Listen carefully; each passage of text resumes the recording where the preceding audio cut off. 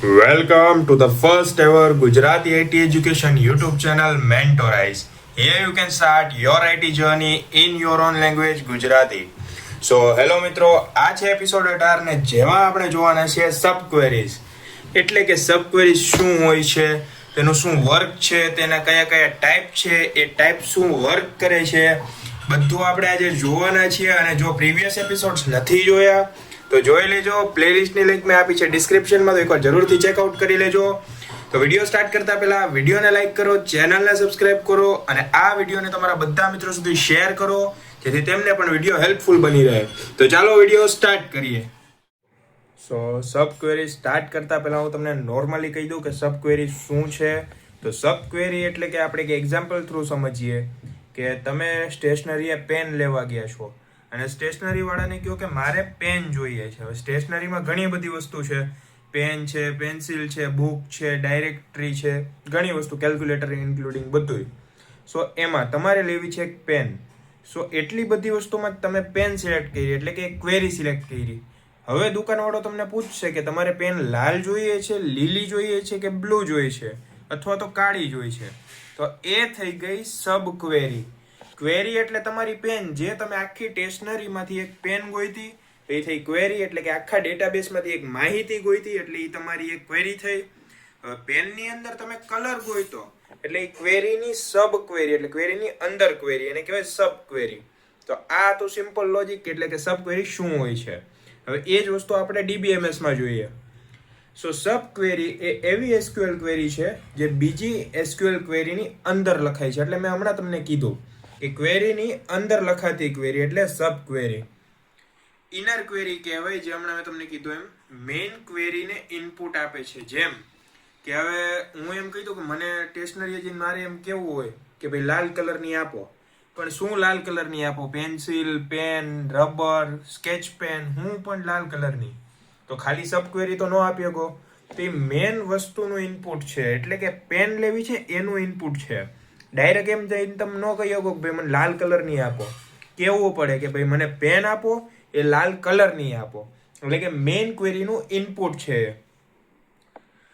Nested query તરીકે ઓળખાય છે. જેમ કે આપણે પહેલા સી લેંગ્વેજમાં લૂપ શીખી ગયા, તેમાં હતું કે લૂપની અંદર લૂપ એટલે કે નેસ્ટેડ લૂપ. સો ક્વેરીની અંદર ક્વેરી એટલે નેસ્ટેડ ક્વેરી. સો કોમ્પ્લેક્સ કન્ડિશન સોલ્વ કરવામાં ઉપયોગી છે. હવે સમજો કે એક ટેબલ છે, ટેબલની અંદર તમારે એમ્પ્લોય જોતા છે, મતલબ 1000 એમ્પ્લોયનું ટેબલ છે, એમાંથી તમારે અમુક એમ્પ્લોયને છૂટા પાડવા છે. પણ કેવા એમ્પ્લોયને? તો એમ્પ્લોયને છૂટા પાડવા એ તમારી ક્વેરી થઈ ગઈ. પણ કેવા એમ્પ્લોયને છૂટા પાડવા એ સબ ક્વેરી. જેમ કે એમ્પ્લોય જેની સેલેરી 15,000 કરતાં ઓછી છે તો એ થઈ એની સબ ક્વેરી. હવે આ વસ્તુ તમને કદાચ જો ન સમજાય તો હું અત્યારે તમને દોરીને બતાવું. સો વિઝ્યુઅલી જોઈએ તો થોડોક આઈડિયા આવશે, નકર તો કન્ફ્યુઝન જ થવાની આ કે હે હું. સો અહીંયા સમજો કે આ એક ડેટાબેઝ છે DB, એમાં 1000 એમ્પ્લોય છે. બધાની સેલેરી અલગ જ રહેવાની છે, બધાને કે હરખી જ નહીં આપે. સો અહીંયા 1000 એમ્પ્લોયમાંથી મારે પહેલા એમ્પ્લોય જોતા છે. 1000 એમ્પ્લોયમાંથી મારી ક્વેરી એવી છે, એમ્પ્લોય નેમ જોતા છે મારે. ખાલી એમ્પ્લોય નહીં, એમ્પ્લોય નેમ. સો એમ્પ્લોય નેમ મારે જોતા છે, પણ કેવા જોતા છે તો એ પણ મારે લખવું પડશે. સો એમ્પ્લોય નેમ છે એ તો થઈ ગઈ ક્વેરી, બરાબર. પણ હવે એમ્પ્લોય નેમ મારે જોઈએ, પણ કેવા એમ્પ્લોય નેમ? તો મારે એવા એમ્પ્લોય નેમ જોઈએ છે કે જેની સેલેરી 15,000 કરતાં ઓછી હોય, એટલે કે લેસ ધેન 15,000. સો આ થઈ ગઈ સબ ક્વેરી. શું? આને કહેવાય સબ ક્વેરી. સો તમે એક વસ્તુ નોટિસ કરી કે અહીંયા આપણે ઉપર જે એમ્પ્લોયનું નામ લીધું તો એને આપણે કીધું ક્વેરી, કેમ કે એમ્પ્લોય ઉપરથી ગોતવાનું છે. પણ એમ્પ્લોયની અંદર હું ગોતવાનું હોય તો 15,000 કરતાં ઓછી સેલેરી, તો એને કહેવાય સબ ક્વેરી. હવે ખબર પડી? સો નીચે જોઈએ, why sub query is used. આનો શું કામ ઉપયોગ કરવો પડે? સો ડાયરેક્ટ વેલ્યુ ખબર ન હોય ત્યારે.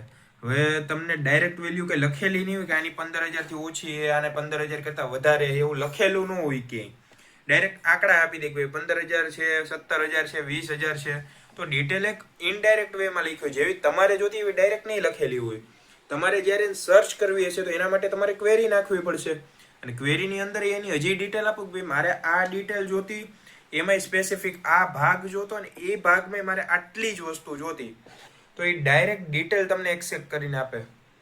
ત્યારબાદ છે કન્ડિશન ડિપેન્ડન્ટ ક્વેરી માટે. જેમ મેં કીધું કે કન્ડિશન ડિપેન્ડન્ટ, કન્ડિશન શું હતી અહીંયા તમે જોયું હતું 15,000 થી ઓછી સેલેરી.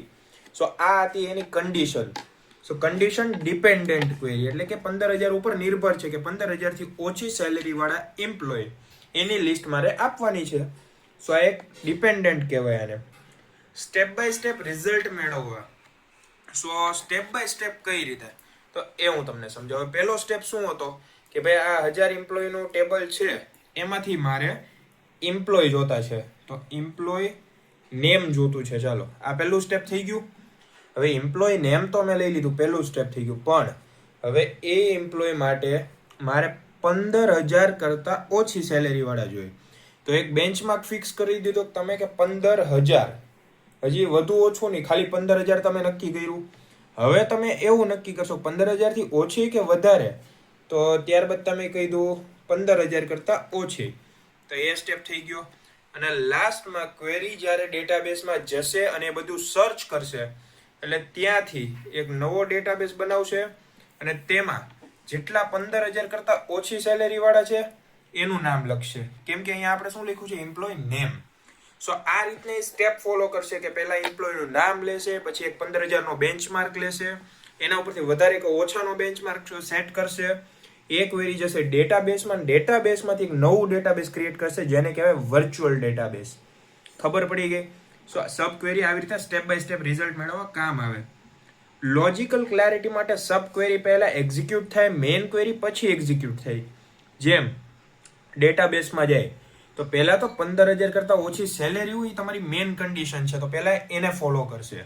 તો 15,000 થી જેટલા ઓછા એને પહેલા એક લિસ્ટ બનાવી, પછી એમ જો એક મેઇન ક્વેરી શું હતું, નામ લેવાનું હતું એમ્પ્લોયનું.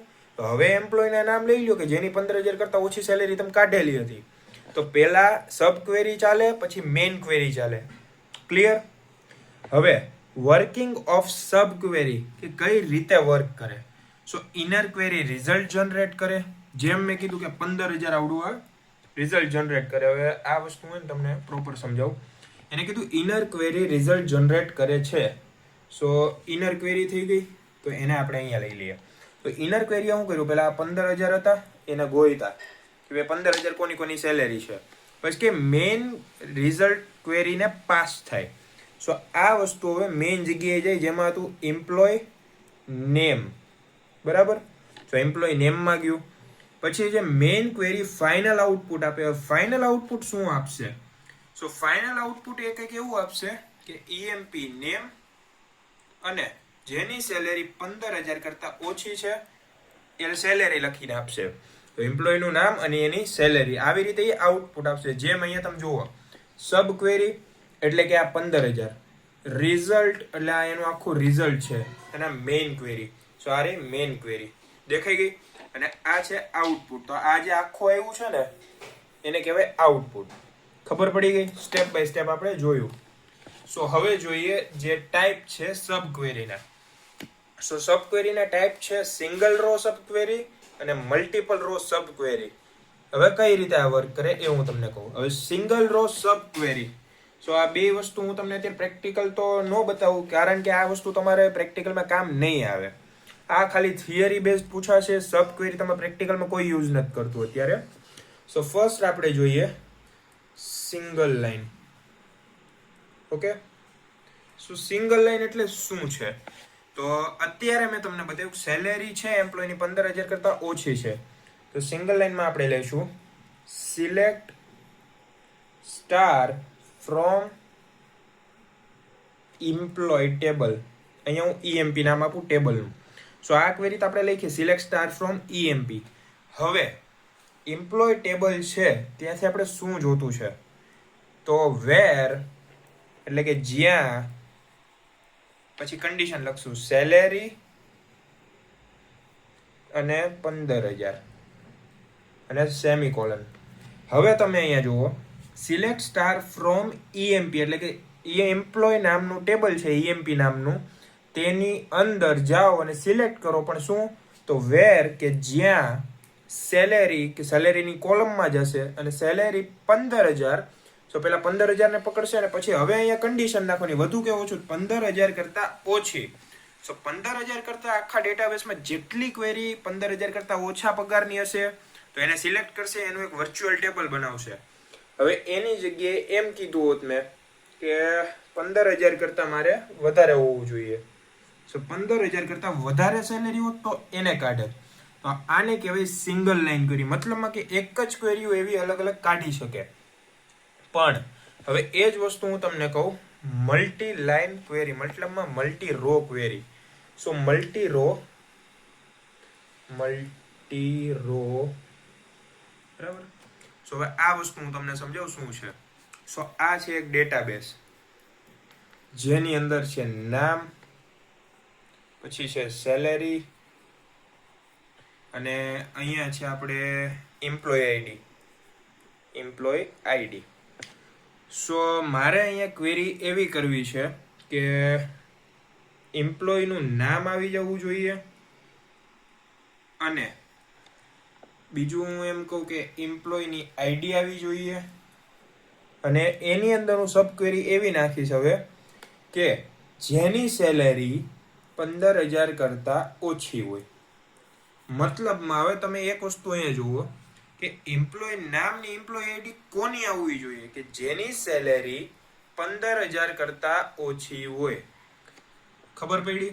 સો આમાં શું થશે કે આ એક ડેટાબેઝ છે, એની અંદર 1000 એમ્પ્લોય છે, એમાંથી નેમ અને એમ્પ્લોય આઈડી એવા લોકોની નીકળશે જેની સેલેરી 15,000 થી ઓછી છે. તો અહીંથી એક વર્ચ્યુઅલ ડેટાબેઝ બનશે અને આ કોલમ તમે જુઓ તો અહીંયા નંબર, અહીંયા નેમ અને અહીંયા આપણે આઈડી અને અહીંયા આવશે સેલેરી. સો આમાંથી જેટલા લોકોની સેલેરી 15,000 કરતાં ઓછી હતી એ લોકોની સેલેરી આવી ગઈ, એની આઈડી આવી ગઈ, અહીંયા એનું નામ આવી ગયું અને એસઆર નંબર. સો આટલી વસ્તુ અલગથી નીકળી ગઈ. એટલે એક કરતાં વધારે ક્વેરી હોય ને એની અંદર સબ ક્વેરી યુઝ કરવી હોય ત્યારે યુઝ થાય મલ્ટી રો સબ ક્વેરી. સો એ તમે જોયું કે ઇન, એની, ઓલ ઓપરેટર્સ ઉપયોગ થાય. જેમાં ટેબલની અંદર માટે ઇન ઉપયોગ થાય, એની એટલે કે આમાંથી કોઈ પણ કે જેની સેલેરી આટલી છે, અથવા ઓલમાં શું આવે કે જેટલાની સેલેરી એક્ઝેક્ટ 15,000 છે એ બધા મારે જોઈએ. સો 3 ઓપરેટર એ થઈ ગયા. મલ્ટિપલ કન્ડિશન મેચ કરે છે. હવે આપણે તમે જોયું હોય તો એન્ડ ઓપરેટર આવતો હતો, જેમ કે ભાઈ 2 કન્ડિશન સાચી પડવી જોઈએ, પછી ઓર ઓપરેટર આવતું હતું એમાંથી 2 માંથી 1 કન્ડિશન સાચી પડવી જોઈએ, અને નોટ ઓપરેટર આવતો હતો જેમાં જો કન્ડિશન સાચી હોય તો આઉટપુટ ફોલ્સ આવશે અને આઉટપુટ ખોટું હોય તો ટ્રુ આવશે. તો એ રીતે જ આ વસ્તુ છે કે મલ્ટિપલ કન્ડિશન ચેક કરે છે, એક કરતાં વધારે કન્ડિશનમાં કામ કરે છે. હવે છે use cases, group based record find કરવા. કે મેં કીધું કે ભાઈ હવે એક કંપની છે જેની અંદર મારે ક્વેરી એવી જોતી છે કે HR નું ગ્રુપ એક અલગ બને, એની અંદર HR ના નામ, એની સેલેરી અને એની એમ્પ્લોય આઈડી.